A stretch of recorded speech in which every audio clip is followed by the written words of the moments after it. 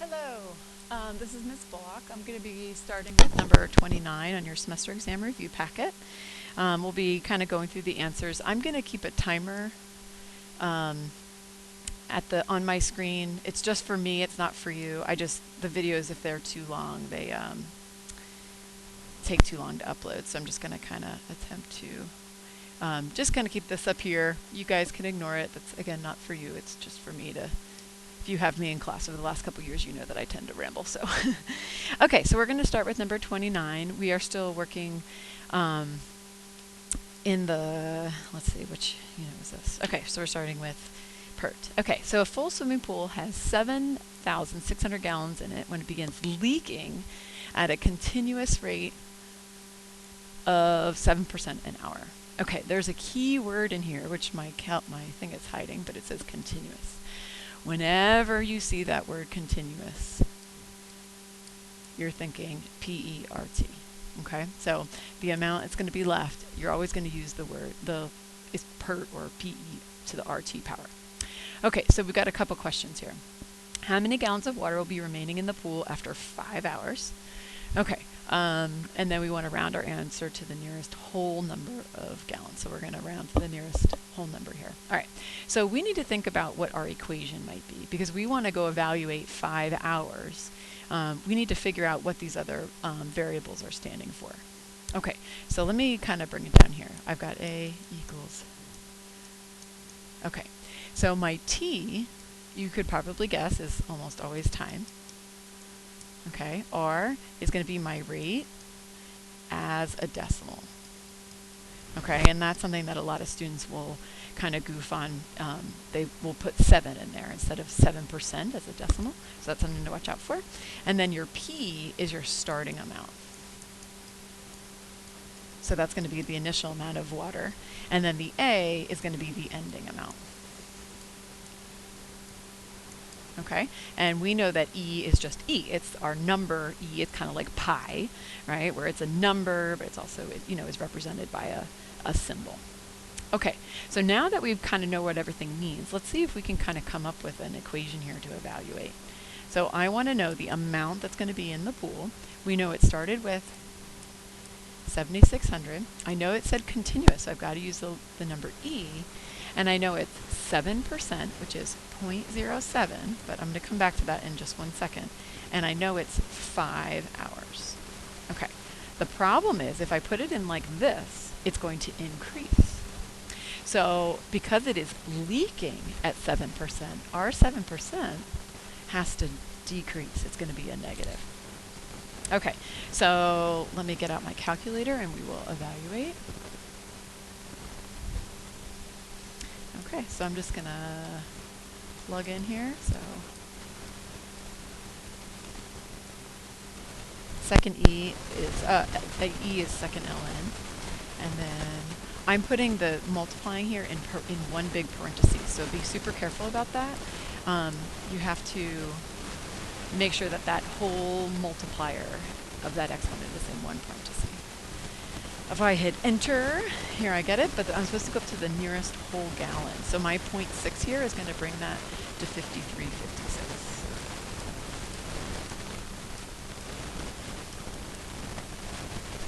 Okay, part B. At what time will the pool be half full? Okay, so this time I know an amount at the end, right? This time I know an A, and I have to figure out a time, right? At what time? So this is what I don't know. This time I'm going to solve for T and everything else I'm going to have. Well, how much it will be half full, right? Well, if it started with 7,600, then half full would be divided by 2. So half full is going to be 3,800. And everything else, I'm going to plug back in. But this time, I don't know the time. Okay, so we are going to solve this equation just like if I said to you something like this. I would say, well, how are we going to solve for x, right? And you would say, oh, divide off your 2, divide off your numbers here. We're doing the same thing here. We're dividing both sides by 7,600. Okay, and you should be able to tell me, hey, we just divided that. This is 0.5.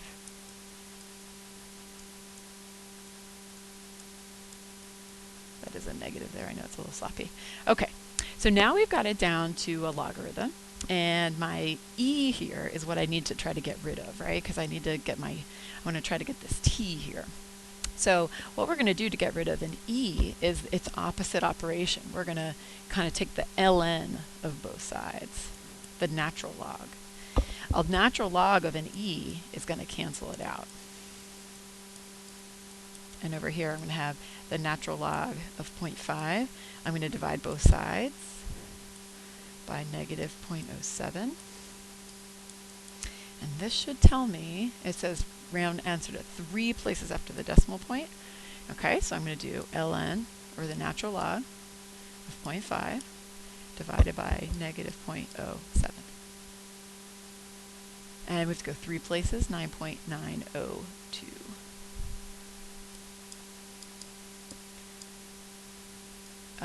And what is this unit?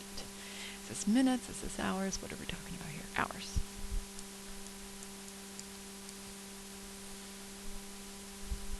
Okay. All right, so let's go to the next one.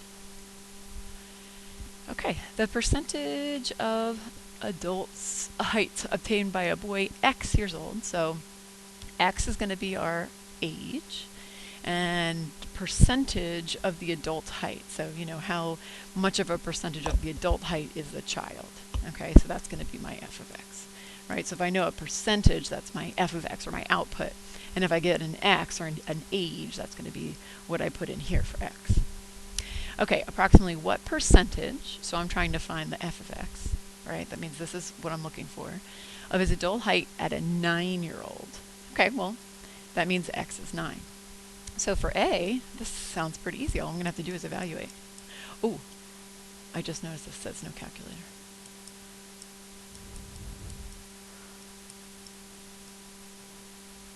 I'm plugging in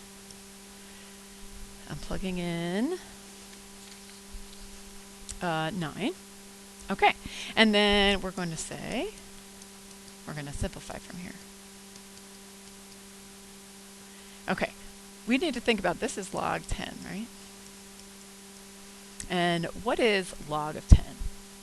Well, okay, if there's nothing right here, right, then we are assuming, hopefully you're all shouting out at your seats here, this means I'm assuming it's 10, a log base 10. If you don't see anything there, we call that the common logarithm, and it means just the base is 10. So this is basically saying, well, 10 to what power is 10? So this becomes just 1. Okay, well 10 to the first power is 1. So log base 10 is going to be 1. So really my answer is just going to be these guys added up. So let's see, and without a calculator, what's that? 78? So 78 per tento? Okay. And then in B, at what age, corrected to 3 decimal places, will a boy reach 90% of his adult height? So this time I know a percentage, so I'm putting the 90 in on this side. Oops, sorry. Okay, so on this one, like let's say I gave you an equation that looked like this, and I'm just making up some garbage here, so it's probably not going to work out so nicely. Oop, that last part shouldn't be there. Okay, well what would we do, right? If I'm trying to like isolate this part, you would get rid of the adding and subtracting. So we're going to do the same thing here. We're going to subtract 29, what's that, 61.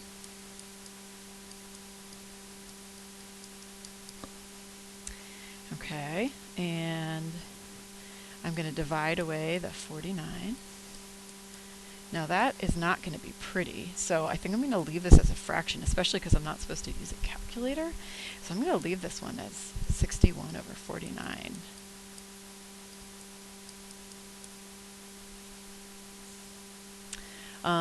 Okay, and then again, this is a natural logarithm, meaning there's a 10 right here. Okay, so we're going to drop and swap. We're going to 10 to the 61 49ths, right, equals the x plus 1. So we're going to subtract 1. So it's going to be 10 to 61 over 49 minus 1 is going to be our x. Now, without a calculator, that's going to be pretty tricky. I think we're going to cheat on this one. And I'll record the video if I can think of a better way to do this without.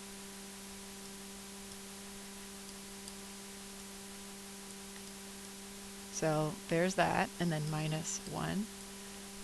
Yeah, I don't think they were really expecting you to do that without your calculator. And it said, what age? 3 decimal places. Oop. 575. 575. But I already forget what it is. 16, 575.